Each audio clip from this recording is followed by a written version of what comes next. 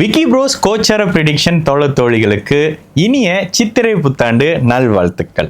அனைத்து ராசிக்காரர்களுக்குமே இயல்பாகவே சித்திரை புத்தாண்டுன்னு ஒன்று வந்துட்டாலேயே அடுத்ததான் நமக்கு நினைவுக்கு வர்றது ராசி பலன்க. ராசி பலன்ல எந்த கிரகம் எந்த மாதிரியான நிலைக்கு வராங்க, அதனால நமக்கு என்ன லாபம் கிடைக்க போகுது அப்படின்றத 12 ராசிக்காரர்களுமே கண்டிப்பாக எதிர்பார்ப்போடு இருக்கக்கூடிய ஒரு காலகட்டம் தான் இந்த தமிழ் சித்திரை புத்தாண்டு. குறிப்பாக இந்தியர்களுக்கு இந்த சித்திரை புத்தாண்டு மிக சிறப்பாக சொல்லப்படக்கூடிய காரணம், ஜோதிடத்தில் எல்லாருக்கும் ஒரு விளக்கம் இருக்கும்ல, அந்த மாதிரியான அமைப்புகள்ல மேஷம் காலபுருஷ தத்துவத்திற்கு முதலாம் இடத்துல ஒளி உச்ச நிலையில வரக்கூடிய சூரிய பகவான் பொழுது அங்கதான் நம்மளுடைய ஜோதிடம் சார்ந்த அமைப்புகளும் இந்து மதத்தினுடைய தன்மையும் தமிழர்களுடைய கேலண்டரும் உருவாகுதுன்றது தாங்க உண்மை. அதுக்கு இவர் மாத்திட்டாரு, அவர் மாத்திட்டு மாத்தினவர் இறந்து போயிட்டாரு, இந்த கதையெல்லாம் விட்டுட்டு இப்போ மேஷத்துல வரக்கூடிய சூரிய பகவான் சித்திரை புத்தாண்டாக நமக்கு தொடங்கக்கூடிய காலகட்டம் எந்த மாதிரியான பலன்களை வச்சிருக்க போறாரு, எந்த மாதிரியான கிரக பயிற்சிகள் இருக்குது. இயல்பாகவே பாத்தீங்கன்னா ராஜ கிரகங்களின் பயிற்சிகளை வச்சு தாங்க இந்த வருட பலன்கள் இயல்பாக சொல்லப்படுது. அதுலயும் குறிப்பாக குரு பகவான், சனி பகவான், ராகு கேது பகவானுடைய பயிற்சிகள் தான் பெரிதாக பேசப்படக்கூடிய நிலையில குரு பகவான் 2ஆம் தேதி ஜூன் மாதம் 2026 ஆண்டுல காலை 4:20 மணிக்கு மலேசிய நேரப்படி மிதுனத்திலிருந்து கடகத்துக்கு மாற்றம் அடைகிறாரு. அதே போல 31ஆம் தேதி அக்டோபர் 2026 ஆண்டுல 2:32 PM மதியம் போல மலேசிய நேரப்படி கடகத்திலிருந்து சிம்மத்துக்கு ஒரு மாதிரியான அதிசார நிலையில வரக்கூடிய தன்மைகள்.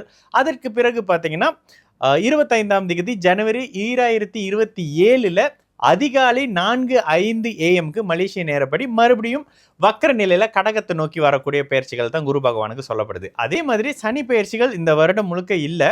ராகு கேது பயிற்சி அப்படின்னு எடுத்தீங்கன்னா ராகு தன்னுடைய கும்ப வீட்டிலிருந்து மகர வீட்டுக்கு ரிவர்ஸ்ல பயிற்சி ஆகக்கூடிய காலகட்டம் 6ஆம் தேதி டிசம்பர் 2026 தேதி 1:10 AM மலேசிய நேரப்படி பயிற்சி அடையக்கூடிய நிகழ்வுகள் தான்.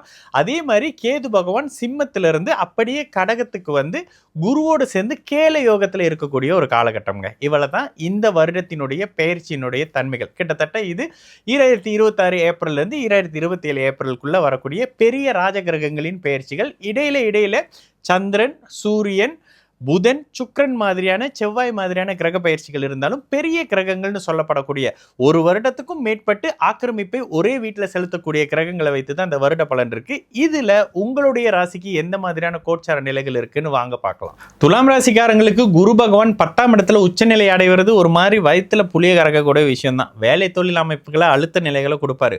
முக்கியமாக தேவையில்லாத கடன் பிரச்சனைகள், தேவையில்லாத விரோத அமைப்புகளை ஏற்படுத்தக்கூடிய அமைப்புகள்லையும் சில துலாம் ராசிக்காரர்கள் தேவையில்லாத தொழில இன்வெஸ்ட் செய்யக்கூடிய சில அமைப்புகளை செய்வாரு. அதனால நிதானமான பலன் தான் இருக்கணும். என்னங்க குரு பகவான் சுபர் தானுங்க, 2/10 அமைப்போட ஒரு மாதிரி தொடர்புல வந்தாருன்னா நல்லது தானுங்க அப்படின்னு கேட்டீங்கன்னா, இந்த இடத்துல குரு பகவான் கடுமையான 6ஆம் அதிபதி ஆகி 6ஆம் இடத்தை தொடர்பு கொள்ளக்கூடிய நிலையில கடன் அமையக்கூடிய காலகட்டம்னு சொல்லிடலாங்க. உண்மையிலேயே கடன் வரும், விரயங்கள் வரும், நல்ல வேலைக்காரர் கிடைப்பாரு, நல்ல வேலை கிடைக்கும். இதுதாங்க குரு பகவான் இந்த இடத்துல இருக்கக்கூடிய அமைப்பு. ஆனா இதற்கு பிற்பகுதியில கிட்டத்தட்ட அக்டோபர் 31ஆம் தேதிக்கு பிறகு அவரே வந்து 11ஆம் இடத்துல வந்து மறுபடியும் 3ஆம் இடத்தை தொடர்பு கொள்றது.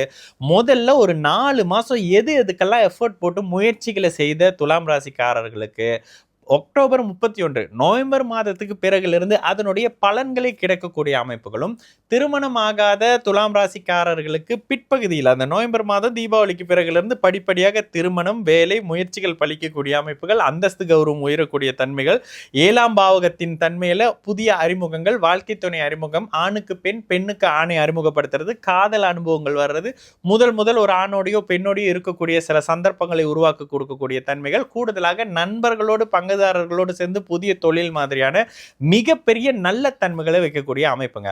கூடுதலாக உங்களுக்கு 4ஆம் இடத்துல வரக்கூடிய ராகு பகவானுடைய பயிற்சி கூட முதலில் குருவின் வீட்டிலும், அப்புறமா அவர் சரவீட்டு ராகு தானே, பெரிய கெடுபலன்களை செய்ய முடியாதவர் தானே.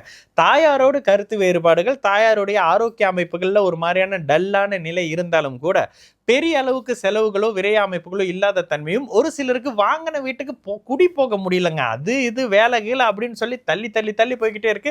வீட்டுக்கு குடி போக முடியாத நிலை தாங்க வந்துகிட்டே இருக்குன்ற மாதிரியான விஷயங்களும். ஆனால் குடி போகாத வீட்டை இப்படி ரெனோவேட் பண்ணிட்டோம், அப்படி ரெனோவேட் பண்ணிட்டோம், அதை பண்ணி வச்சுட்டேன், மூக்கு வச்சுட்டேன், நாக்கு வச்சுட்டேன்னு சொல்லக்கூடிய தன்மைகளில் எல்லாம் ரெடி பண்ணிட்டு பிற்பகுதியில் போகக்கூடிய தன்மைகள் இருக்கக்கூடிய அமைப்புகள் இருக்குங்க.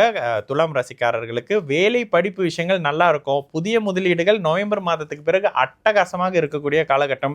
பொருளாதார உயர்வு இருக்கும். நல்ல வேலைக்காரர்கள் அறிமுகமாகிறதும் நல்ல வேலை கிடைக்கக்கூடிய அமைப்புகள் கூட துலாம் ராசிக்காரர்களுக்கு இருக்கும். அப்படின்றதுனால இந்த காலகட்டங்களில் துலாம் ராசிக்காரர்களுக்கு ஒரு ஜாக்பாட் அமைப்புகள் நவம்பர் மாதத்துக்கு பிறகுலேருந்து இருக்குன்றதுனால தொட்டது அனைத்தும் துலங்கக்கூடிய அமைப்புகள் பிற்பகுதி வருடத்தில் இருக்கு. படிப்பு வேலை சார்ந்த அமைப்புகள்ல நல்ல தன்மைகள், அரசு சார்ந்த ப்ரொமோஷன் மாதிரியான தன்மைகள் 11ஆம் மாதத்துக்கு பிறகுன்னு சொல்லி இந்த சித்திரை புத்தாண்டுல சும்மா கலக்குன்னு கலக்கக்கூடிய காலகட்டமாக இருக்கும்போது துலாம் ராசிக்காரர்களுக்கு வயது, தகுதி, இருப்பிடத்திற்கும் பிறந்த ஜாதகத்துக்கும் ஏற்றாற் போல